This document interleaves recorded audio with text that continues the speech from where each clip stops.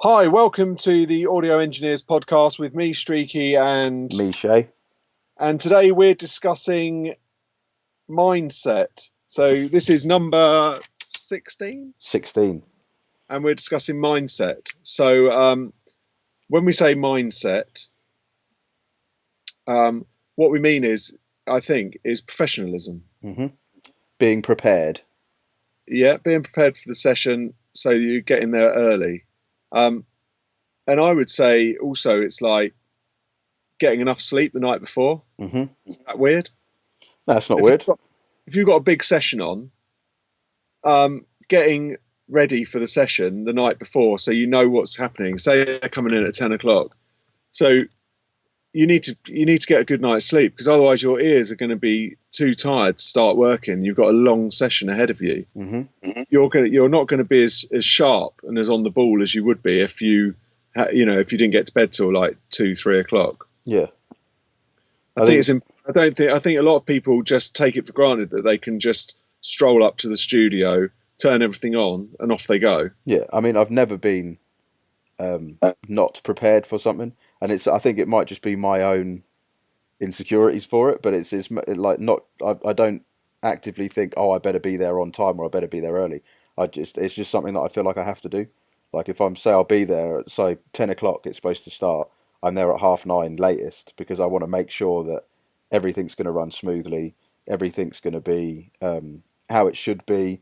The second the people turn up, we can start working. It's not like they turn up and I'm like, oh yeah, I'll be there in 2 minutes, and then I go and I've got to turn everything on and I've got to make sure, do all the checks and everything like that. It's you want to being prepared is like the main thing, because then the session's going to run nice and smooth if you're prepared for it. It just gets embarrassing, doesn't it? If you're not ready, then it's like when I've run into sessions late and they're already waiting for me when it has happened.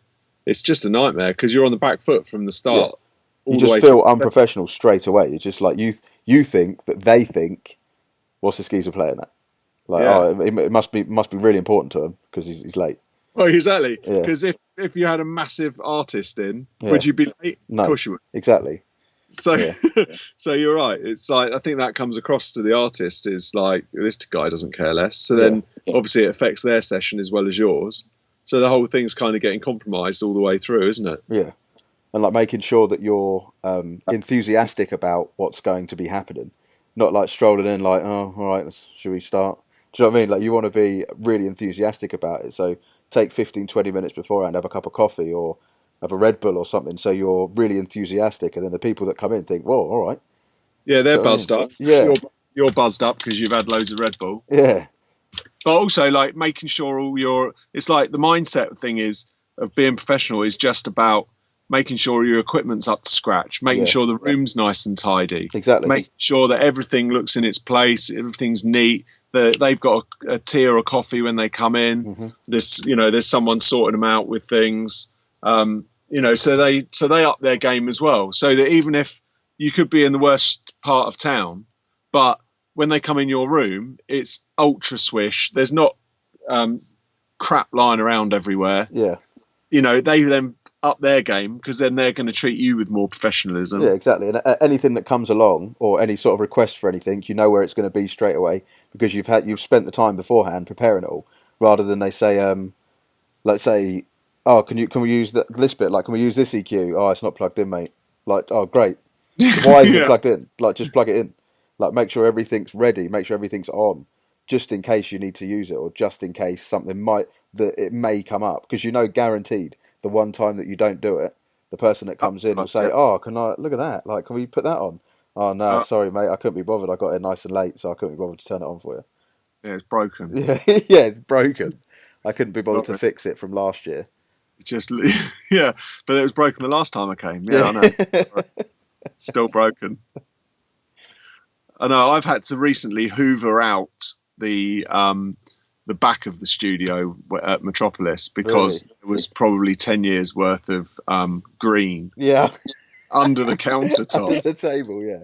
And it's just been driving me mental, because I'm so fanatical on keeping things clean and tidy and neat. Yeah, I remember you trying to lift the glass up and it was like weighed a ton. Yeah, it did. But I took the whole thing apart one day. Really? Got an assistant to bring a hoover up and hippie who shares the room with me, who I think is the main culprit, hence the name hippie, for putting loads of gear under there, was devastated when he saw that I'd cleaned it out. Sure. I say that's quite a few years of accumulation. Yeah, he was like loving the rock and rollness of it and all that, but unfortunately, I'm just not that sort of engineer. I don't get on with lava lamps in the room and a dead plant and all that. See, that's a good thing to point out. That's another thing. When I first started out, depending on who you were recording and stuff, like I was dead against things like drugs in the studio or drinking in the studio. Whereas a lot of people, they don't mind it. It's one of those things that it's done. But I don't know. I find that like I once got asked, could they book a session? Yeah, no problem. Can we have a weed session? They called it. I was like, well, what's that? And they're like, well, just so we can smoke weed and like maybe bring a couple of girls and some drink. Like, no. I was like, no. No, I just said at the time, no, it's not that sort of place, mate. I'm afraid. Like, if you want to come and record some music and make some music, that's fine. But do all that stuff when you're finished. It's fine. But then they never ended up coming because to them that was a really important part of the session. Yeah, it's a recreational session where. Which I'm not interested in that. I'm not interested in that. Now, don't get me wrong. A lot of people I know are very serious and smoke weed in a session. That's fine. But for me, I don't know. I think it might just be a personal thing. Like I couldn't smoke weed and work properly. Oh, well, I've done it. I've tried it. Yeah, so have I. It doesn't work. I tried it once, and this was before computers. Yeah. Oh, okay. So I had 2 tape machines, one at the back, and they had to line up with each other on time code. Yeah. So it was a mission anyway, and then you EQ'd in between it and then recorded it onto the other tape. Yeah. And so they had to lock up and all this throughout the day. Yeah. So I thought I was quite young at this point, so I thought, getting the studio vibe. I'm in rock and roll, so I was smoking with them, and we'd done about 11 hours of recording and EQing everything, and you had to commit to tape. You couldn't listen to it back. Mm-hmm. And when we learned to listen to it back at the end, I hadn't pressed record on the other tape machine. I'd been having it in preview mode, so I hadn't recorded the whole day's session because I was stoned out of my mind. And that was to being professional. The bloke was just looking at me as if to say, "You absolute bellend, what are you doing?" Yeah, and that was the first and last time. There was just no way I could do it again. But also, I hate to think how it would have sounded. Yeah, because exactly. I wasn't used to smoking. I mean, Kevin, who I used to work with, who's an old boy now, he smokes all day long. Yeah. Gear all day long. Yeah. There's just no way I could work in that situation. I just do my head in. He can't work without it. He's then gone the other way where, it's needed. It's something that he's used to. It's I mean, like drink. If you go out, I don't even think it's very professional to go out for a few beers at lunch time. Yeah, exactly. I'm the same. Like where I used to work at a place and they were like, "Oh, we're going to the pub at lunch. Just have a couple." It's like, yeah, but when we get back, I've got to chop up vocals for 5 hours. Like, no way. Chance. You've got no chance of work. I cannot work again after I've had a couple of pints. Yeah. It's a nightmare. You can't. You can't be bothered because you'd rather be at the pub having a few more beers. Yeah.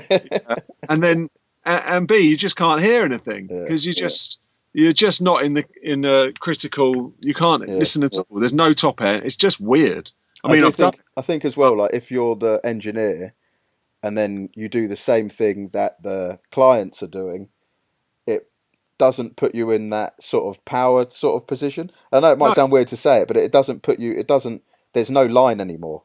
No, exactly. It's like when it's similar to parenting, right? In a way, where you've got to be in charge of the session. Yeah. In the same way you've got to be in charge of the kid. You can't be your kid's mates all the time. Exactly, yeah. You've got to put your foot down at some point. You've got to be the parent and say what's right and what's wrong. And in the same way in a session, you have to lead the session and you have to say, this is what we're doing, this is where we're going. They might be absolutely trousered at the back of the room. Yeah. But it doesn't matter to you because you've got to get this job done. Mm-hmm. You've got to get it done in the time frame that they've got. And you've got to get the most out of them if you're recording them. But if it's yourself, you've got to try and guide them to what is the best sound for their music. And then you can't do that if you're part of the gang. Yeah, exactly. Part of the session, as in let's all drink loads and smoke loads. I just don't know how that works. That for me anyway. Yeah, it's not something that I've ever I liked to do. It was something that I did when I was a lot younger, just starting out, and it was people that were coming over, and it was like just a done thing. But then the more work you do for people, and the higher up you go, sort of on the ladder, it's not it's uh, not. professional. It's, do you know It's what I mean? not. You know that you're not going to give it your best because you're not going to be at your best. You're going to have a laugh, fair enough, but you're not there to have a laugh. You can have a laugh afterwards. Once it's all recorded and done, sweet, That's we'll go right. out. But no, like when you've booked 4 hours, let's work for 4 hours. After that, whatever you want to do, it's fine. But again, I think that's down to being prepared. Like, creative point of view, it helps if you're actually involved in the writing stage in a mm, studio. If you're, if you're helping them with getting ideas together, if you're helping facilitate that, not just from a technical point of view, because that becomes a little bit more tricky, but from a kind of, say you were working with, for example, like adding delays to their stuff and things like yeah, that, sort of get you in the mood of it to understand where they're coming from, and then I think that works. yeah. If I mean, you're creativity wise, yeah, I can understand that. But I mean, it's what role you're going to be playing. Like if you're playing the yeah, producer role and you're producing with a guy like a friend of yours that you've known for 15 years, that you used to get on it back in the day and you used to have a bit of a laugh, then being prepared for the session isn't really that important as much as it is if it's a new client, someone that's coming in, you don't know what sort of who they're going to be. yeah. You want to come across as professional as you can and do the best possible work. But yeah, if it's someone that you've known for a while and it's just a production session, not like a mastering session for a new client, you've got to be complete. You've got to think about it, have a completely different mindset for it. Well, a mastering session for any client, I wouldn't do it, because I Yeah, think that you've only got a certain amount of time. You've got to have super clinical ear. You've got to be yeah, ready to go, and you've got to be able to turn it around for them mm, as fast and with the best sound you yeah. can get. I mean, there's a few people near me that I know do whatever they want in the studio. Basically, it's like it's a laugh. It's a day out or Yeah, it's an yeah. evening out. It's not. It's Because not they've got a treated. job. Because they've probably got another job doing something Yeah, else. So it's not. It's not or their. no job at all. And that's Yeah. yeah. And people that get paid in substances rather than money. It's like Right, just no. okay. Yeah, Yeah. I don't try and not deal with those sort yeah. of things. Exactly. Yeah. But you've another point would be a confidence thing when it comes to mindset. Mhm. Your confidence as an engineer. Mhm. Now, I've always thought that I'm the best mastering engineer in the world, Of course. and Why not? I thought that from the day that I started, and that's nothing to do with me being a big head or thinking anything. But I just it never crossed my mind that I wouldn't be, Yeah. Yeah. and I think that makes a massive difference um, to your mindset in your career, as in when you build your career and having that confidence and that um, you don't care less what people think because you believe in yourself so Sure. much, Yeah. and But you're not bothered. So if somebody says something, like, obviously I'm not, but in my back of my mind, you are. Yeah. You are. That's fine. exactly. But but I think that really helps to have that Yeah. attitude, that mindset, Of course. because it takes you further than thinking, oh well, I can't go and work with that client, or I can't do that because I'm not that good yet, or I'm not Yeah. good enough. I've never thought like that, even Yeah. from when I very first started. Yeah. I don't think you can think like that, especially if you want it to be like your career. If you want it to be your day in day out job, you have to think like that. And Yeah, but I think there's a lot of people who don't have the confidence, in the same way that they haven't got the confidence to price themselves correctly, because mhm. they don't believe in themselves enough, because they think that they're at a lower level than the people that are at the top level. Well, I think the only way that don't have that mindset is if you're not prepared for it. If you're prepared for something, there's no excuse why you should be confident in it. Like if you know your craft well, you know your equipment well, you know that you Even can I do didn't. Even when I'm not bigging myself, I'm trying not to big myself up here. it. But even when I first started and I had an EQ, right, a Yeah, digital EQ, a pair of really naff speakers, yeah, didn't know a thing.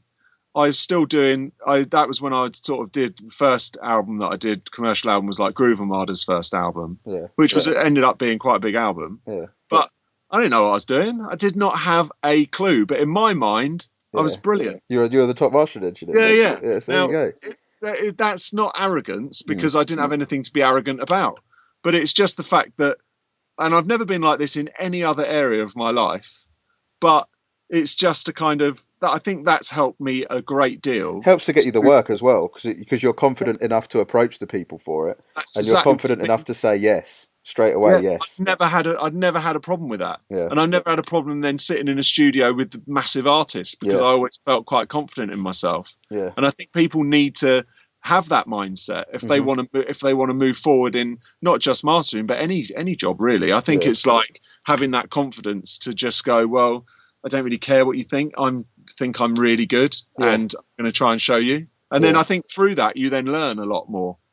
Yeah, I mean, having the front, like for me, being in a room with people that were sort of like considered at the time like A-list people, being there and just having, obviously in the back of your mind, you're thinking, oh, like, oh god, of course, of course, yeah. But you're still thinking, oh my god, it's such and such. Exactly, yeah. But then you think, but then you think again, yeah. But they've asked you to do this. They've got the confidence in you to do this. You know that you can do this. It's fine. And then straight away, once that takes over, it's fine. They're anyone, and you are the power person in the room. If anything goes wrong, it's your fault. But if anything goes right, it's also because of you. Yeah, that's only your brain taking over though, and going, oh my god, like it's trying to protect you because it thinks that you're smaller. But as soon as you actually overcome that, you're fine. I think you're there for a reason. They've asked you to do this. Yeah. This is why you're here. Also, if you don't, then at that point when you're working with somebody at that level, if you show at all that you're not confident, you're never working with that person again. Of course, yeah. Because they're just going to look at you and think, he was scared. He was out of his depth. Yeah. He's not used to this. Well, if he's not used to it, I want to go to the best person. I don't just want to go to the boy who's scared. Mm-hmm. I would, and I think sometimes it's a real advantage when you're young and you're a little bit naive and you don't know what you're doing. Yeah. Because I think that if you can have the confidence at that point, then you're going to go much further, because if you're confident when you don't know what you're doing, when you do know what you're doing, you're going to be great. Yeah, you'll be flying. Really help you. Yeah.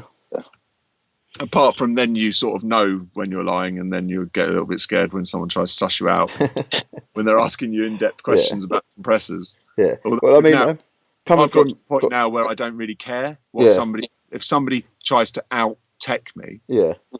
Who cares? No, I get it all the time at work from teaching, like the students. Like they'll always ask me a question. And when I first started, I thought I needed to know everything. Everything. And if they asked me a question and I didn't know, it would like fluster me for a bit, and I'd be like, oh well, I think it could be, and then I'd have to like slyly Google it and then slyly research it and then get back to them. Just need to go to the toilet. Yeah. Whereas now, you don't have to know everything. Do you know what I mean? I know what I know. That's fine. And then they'll still try. The odd few would say like, "Oh, well, what about this one?" Or I say something, they go, "I disagree." Fine, it's fine. Don't worry about it. It's and also, fine. That's the only way that you're going to learn. You cannot learn everything. So they'd say, "I disagree," and you say, "Okay, well, what's your point of view?" Yeah.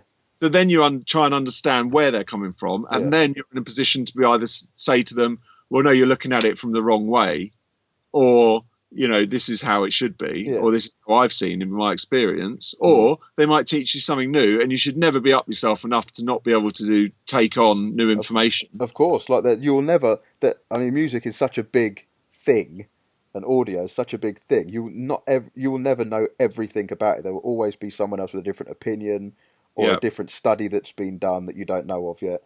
So, I mean, now I think it's made me a much better teacher just by understanding and like accepting the fact that I don't know everything. Yeah, and being open. Yeah, and being open to the fact of it and asking them, okay, I don't know, do you know? And if they know, perfect. Do you know what I mean? It makes them feel good about it, and it gives them a push. I think sometimes, though, a lot of people need to watch who they're getting their information from a lot of the time. Yeah. Because there's a lot of people come into the studio and tell me things that is so over the top, but it's been spread around on the internet so much by amateur, say for instance, amateur mastering engineers, that what about this, that, and the other? And it's like, well, no major mastering engineer even considers that. Yeah. For a good example, reverb, right? Yeah. Okay.